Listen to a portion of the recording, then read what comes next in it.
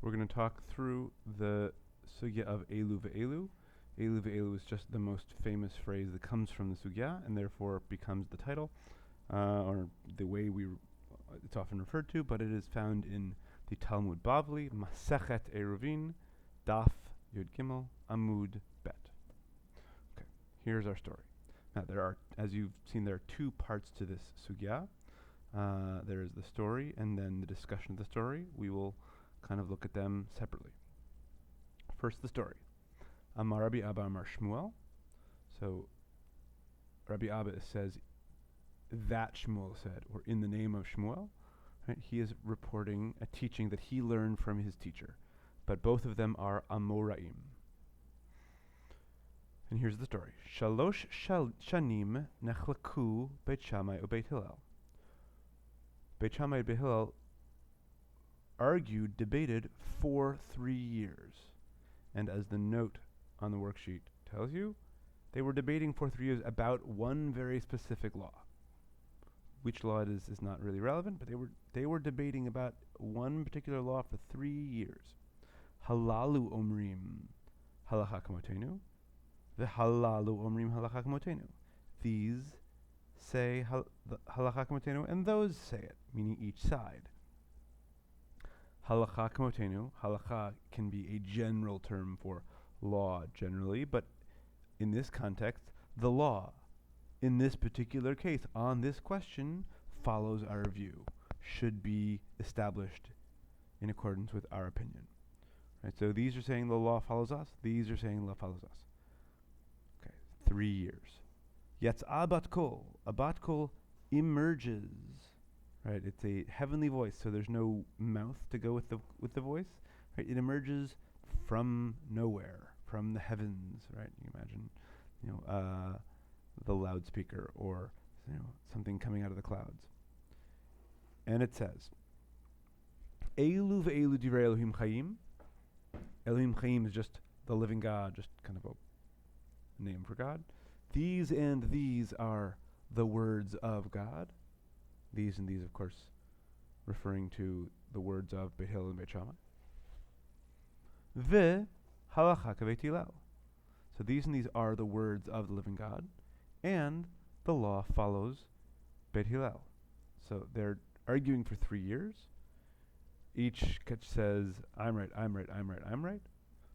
A bat kol appears out of nowhere and announces both are divrei Elohim Chaim, and the law follows Beit Hillel.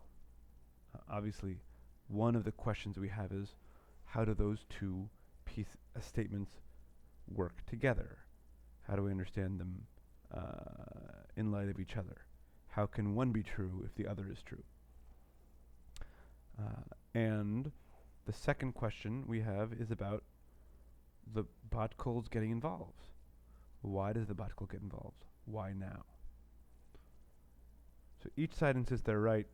The problem in the story is, it's been 3 years. There's no end in sight. Bat kol comes in and gives a way out of the stalemate. The questions that we need to be thinking about are, number one, why are they so stuck? Why is there no way to resolve it? What are they really arguing about? And secondly, why does the bat kol intervene? Does this seem like a good way to resolve this debate? Why does it intervene only when it does after 3 years? Why do you think it's good or not good? Okay. Part 2. V'chi. V'chi is just a question word. Almost like an objection word. But me'achar she elu v'elu divrei Elohim Chaim, since, or if it's true that they're both divrei Elohim Chaim, mipnei ma zachu Beit Hillel likboa halacha kamotan. Zachu, merited, right? Why did they get the privilege of winning? If in fact they're both right, then how can one win? Or why does Beit Hillel win? the Gemara gives an answer. Here's why we think the Bat Kol chose Beit Hillel.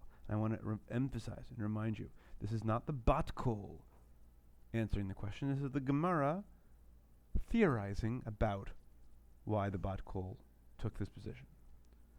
Their answer is Mipnei she nochin va'aluvin hayu.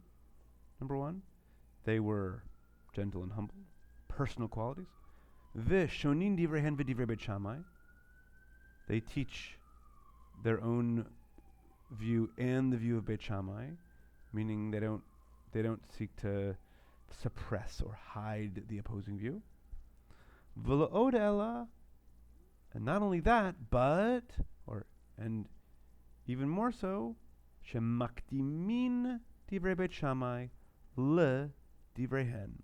They put divrei Beit Shammai in front of their own, meaning they, in some context, will even go so far as to teach the words of Beit Shammai even before their own view. So the question that this piece is asking is, if in this debate it's not about who's right, if deciding what the law is going to be is not about who's right, then what is it about? Right? On what basis can we decide? And the answer that the sugya gives is, in this case, therefore, it's determined based on Beit Hillel's personal qualities. Now, is this actually a good basis for making such a decision? Is this what you would expected to hear about the Bat Kol? Meaning, when the Bat Kol comes in and says, "V'halacha k'Beit Hillel," were you thinking, oh, the Bat Kol is really interested in Hillel's personal qualities? What other answer could there be? And that is for our discussion.